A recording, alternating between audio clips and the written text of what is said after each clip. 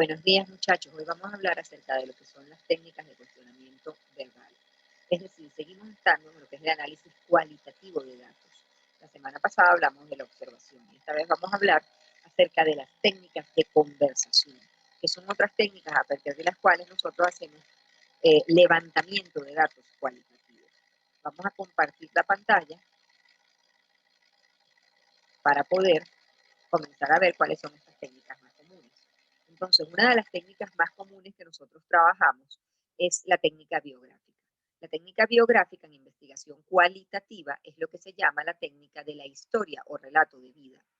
Tratamos de que el sujeto, a través de la historia de su vida, nos permita estudiar un momento histórico o un hecho específico, y en el caso del marketing puede ser, por supuesto, un hecho de consumo. Hay un trabajo de grado, una tesis que se hizo en la universidad que a mí me pareció súper interesante de relato de vida. Una compañera de ustedes, fue hace muchos años, digamos que empezando la década del 2000, no ahora, hace como 20 años, trabajó con mujeres del siglo pasado y entonces vio mujeres que una mujer hizo el relato de vida de 4 mujeres. Una mujer que había comenzado a trabajar en publicidad en los años 60, otra en los años 70, otra en los años 80 y otra en los años 90.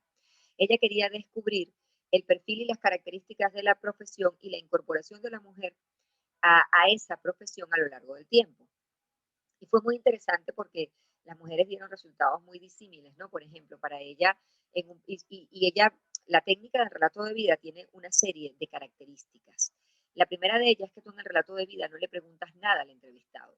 Tú le dices, vamos a hablar de su vida y vamos a hablar de su vida en este contexto. En el caso de ella, bueno, vamos a hablar de su vida y de cómo usted comienza a trabajar en publicidad y llega a ser esta persona tan exitosa que es.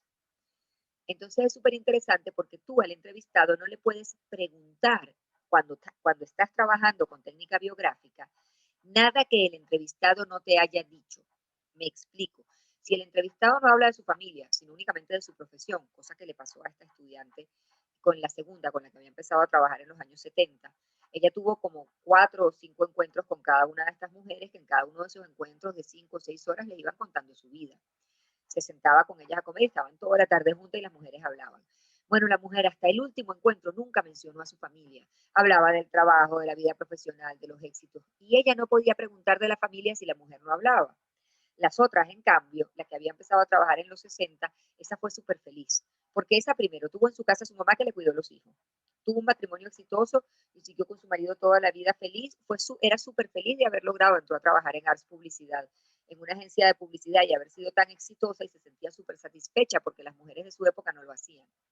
La de los 90, en cambio, la que entró en publicidad de los 90, que llegó a ser presidenta de Sony Entertainment Venezuela y luego de Sony Entertainment Latinoamérica, estaba súper resentida porque se acababa de casar con un muchacho italiano y entonces cuando ella se casó y eran novios todo era perfecto, maravilloso y de pronto cuando se casaron y empezaron a vivir juntos, el tipo pretendía que ella preparara comida. Ella habló muchísimo de su vida privada, ¿no?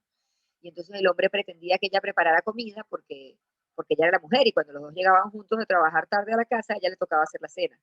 O por ejemplo, cuando ella quedó embarazada y tuvo al bebé, de hecho estaba en ese momento separada de su esposo y tuvo al bebé, el marido cuando la niña tenía 15 días de nacida se fue de viaje porque lo mandó la empresa y fue algo normal. Ella cuando la niña tenía 6 meses de nacida le salió un viaje a México, cuando comenzaba Sonia a irse a México, y bueno, a ella evidentemente le interesaba por su trabajo y el marido le dijo que se iba a dejar a su hija sola. Entonces digo, bueno, cuando tú te fuiste a los 15 días y yo me quedé con ella, no la estoy dejando sola, la estoy dejando contigo. Este tipo de cosas, ¿no? En la vida de cada una de las mujeres. Pero en cambio la de los años 70 nunca mencionaba a su familia, únicamente lo hizo en la última conversación. Y pudo entonces descubrir la investigadora que ella no mencionaba a su familia porque tenía una gran culpa. Es decir, que el hecho de, porque ella se sentía que su matrimonio había fracasado por el exceso de tiempo que ella dedicó a su carrera, que no había sido una buena madre porque no pudo estar presente, que tuvo que escoger. Eso que pasaba y era normal en los años 70 y que sigue ocurriendo aunque no nos demos cuenta. Bueno, esta técnica biográfica, como vemos, es muy interesante. Pueden buscar los libros de Oriana Fallaci, que es una investigadora que se ha dedicado a hacer técnica biográfica y que los que escriben grandes biografías de estas que salen publicadas suelen trabajar también con técnica biográfica, ¿no? Y que ha trabajado con la técnica del relato de vida. Únicamente tú no tienes, y bueno, aquí lo dice, ¿no? En el caso de la técnica biográfica no existe la lista de preguntas. No solo no hay una estructura de preguntas, sino que tampoco hay una estructura de respuestas. La encuesta tiene unas preguntas con unas respuestas cerradas en donde tú escoges y marcas. Eso es una encuesta. Y en eso se diferencia una encuesta de una entrevista. En una entrevista tú puedes tener una estructura de preguntas, es decir, una lista de preguntas que vas a hacer, pero esas preguntas no deben tener una respuesta cerrada. En el caso de la técnica biográfica es que ni siquiera tienes la lista de preguntas. La persona sabe que va a hablar de su vida, pero tú solo puedes preguntar para ahondar en lo que ella dice. Tú no puedes llevar las preguntas prescritas porque el entrevistado es el que te va a ir guiando a través de la forma en la que él quiere contar su vida para tú conocer lo que quieres investigar, bien sea un fenómeno social o cualquier otra cosa. Bueno, luego viene la entrevista en profundidad. Cuando hablamos de la entrevista en profundidad, sí tenemos una lista de preguntas, pero estas preguntas deben ser preguntas abiertas. Eso para ustedes es súper difícil. Cuando yo veo TFC me doy cuenta, porque ustedes le preguntan a la gente. Cuando uno les dice, van a ser preguntas abiertas, no es una encuesta, no tiene estructura de respuesta, entonces ustedes le preguntan a la gente. ¿Le gustó el comercial? La respuesta es sí o no. Eso no es una pregunta para una entrevista en profundidad, porque se puede cerrar entre sí o no. ¿O cuántas prendas ha comprado de la marca? 5. Eso es una pregunta cerrada, es un número, es una escala. Eso no es una pregunta para una entrevista en profundidad.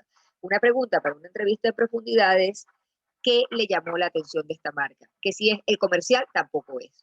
Sería ¿qué le llamó la atención de esta marca y por qué? ¿Qué siente usted cuando utiliza esta ropa? ¿Siente usted que esta ropa, qué tipo de persona usaría esta ropa? Si yo pregunto, ¿esta ropa es para usted? O usted se siente identificada con esta ropa, la gente, o con esta marca de ropa, la gente responde, sí, me siento identificada, ya está, una pregunta de sí o no. En cambio, si yo pregunto, y entonces para esto se utilizan las técnicas proyectivas, que son las que solemos utilizar cuando desarrollamos entrevistas en profundidad, si yo pregunto, ¿qué tipo de persona usaría esta marca?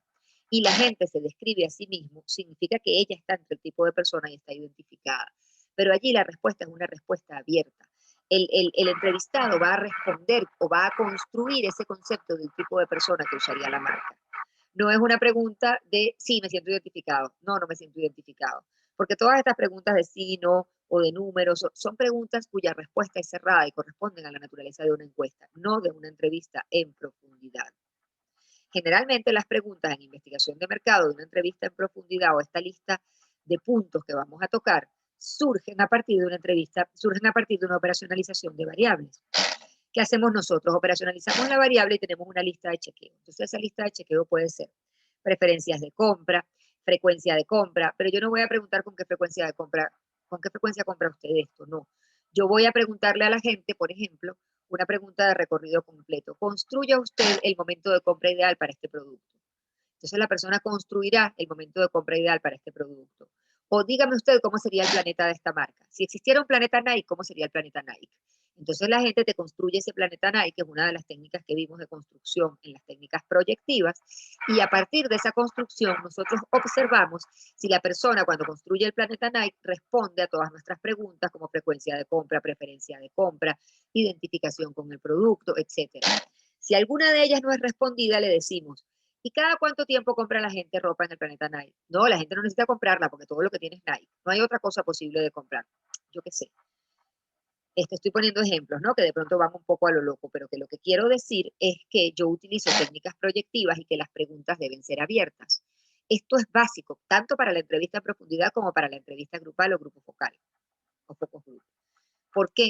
Y ustedes no lo hacen y luego tratan de utilizar o de trabajar con entrevistas cualitativas como que si fueran cuantitativas, que al final se pueden cerrar.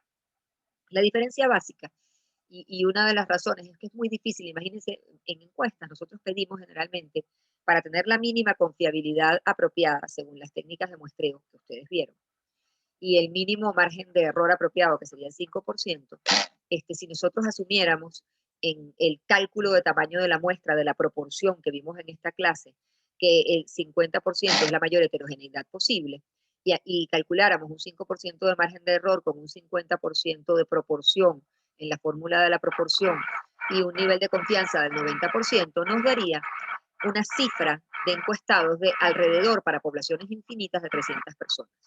Por eso los papers para publicar, cuando hacen investigaciones cualitativas o encuestas, piden un mínimo de 300 personas. Entonces nosotros, generalmente, cuando vamos a hacer una entrevista en profundidad a un grupo focal, Analizar la data de 300 personas es muy complicada. Entonces, por eso baja la cantidad de encuestados o entrevistados. Y en entrevistas en profundidad tú puedes hacer 20, 25, 50, más de 50 ya es una locura. Y en grupos focales haces 3 o 4 grupos focales de entre 8 y 12 participantes. ¿Qué es un grupo focal? Un grupo focal es una entrevista grupal, en donde yo reúno a un grupo de gente. ¿En qué se diferencia de la entrevista en profundidad? Que me permite ver la interacción entre personas y cómo ellos, al interactuar entre ellos, van cambiando de opinión. Cuando uno dice una cosa, eso condiciona la opinión del otro. Y la diferencia básica entre la entrevista en profundidad y el grupo focal es ese, que a partir del grupo focal yo puedo ver cómo una persona condiciona a la otra.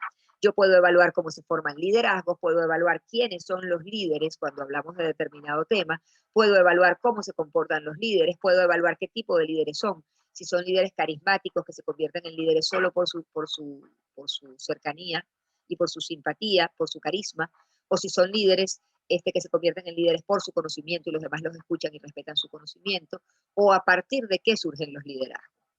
Normalmente los grupos focales están entre 8 y 12 participantes. Si no, se llaman minigrupos y están entre los 4 y los 6 participantes generalmente.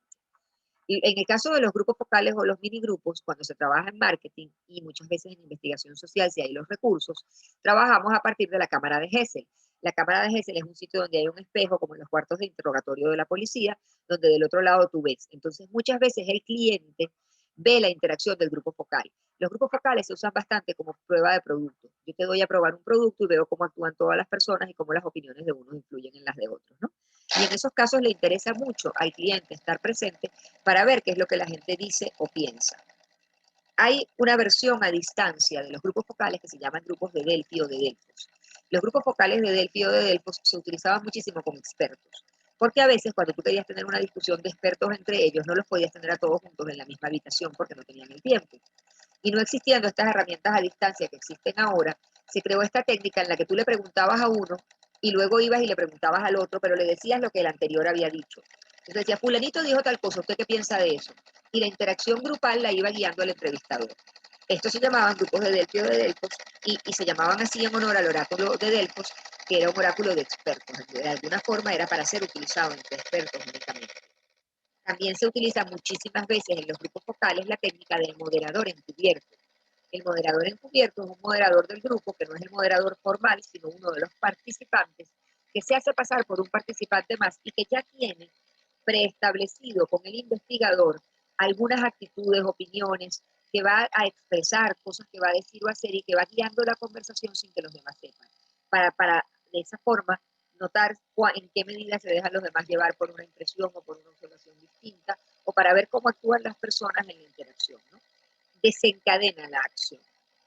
Bueno, cuando hablamos además de las técnicas grupales o de las técnicas cualitativas, bien sea que sean de observación, como las que vimos la semana pasada, que teníamos el diario de observación con las técnicas etnográficas, o la observación participante o no participante, o bien sea que estemos hablando de entrevistas en profundidad, que estemos hablando de historias o relatos de vida, o que estemos hablando de grupos focales, la forma de análisis más común es una matriz de análisis de contenidos. Una matriz de análisis de contenidos es un cuadro tipo cuadro de Excel. Entonces, en ese cuadro yo tengo, por ejemplo, cada tema, cada punto que yo voy a tocar, fidelidad de marca. Entonces, participante 1, participante 2, participante 3, o grupo focal 1, grupo focal 2, grupo focal 3, y pongo allí lo que cada uno de ellos dice. Esto me permite comparar lo que cada persona dijo y llegar a conclusiones luego para contrastarlo con la teoría. Esta matriz de análisis de contenidos cualitativos funciona cuando yo tengo pocos investigados. Si yo tengo muchos investigados, analizar las entrevistas en profundidad de 200 personas con una matriz de análisis cualitativo, imagínense el tamaño de la hoja y sería imposible. Para eso surgen y funcionan algunos software de análisis cualitativo que lo que hacen es justamente búsqueda de palabras y conceptos comunes para agruparlos y para ayudarnos a, con esa masa de información, darle algún orden. Porque una de las cosas más difíciles en la investigación cualitativa es que obtenemos mucho detalle de información, pero luego nos cuesta trabajo ordenarlo. No sabemos cómo ordenarlo, ni siquiera sabemos muchas veces qué es útil y utilizable y qué es descartable. Estos software utilizados para el análisis de datos cualitativos son software como el Atlas, que es el más conocido de todos, el QSR, el QDA o el A4. Ellos contienen eso, herramientas de búsqueda y codificación de textos que tienen más sentido, como les decía, para agrupar investigaciones cualitativas a gran escala. Ustedes tienen una, una práctica que hacer con las entrevistas y grupos focales que tiene que ver con el análisis y la lectura de la investigación de abastos en Barranquilla, en donde ustedes van a identificar qué técnicas cualitativas se utilizaron, cómo y por qué, y me van a decir cuán útiles son cada una de esas técnicas. Bueno, les agradezco mucho el haber estado hoy y por hoy terminamos. Que tengan un feliz día y vamos a ver si yo logro cerrar esta conversación aquí. Feliz día, muchachos. Hasta luego.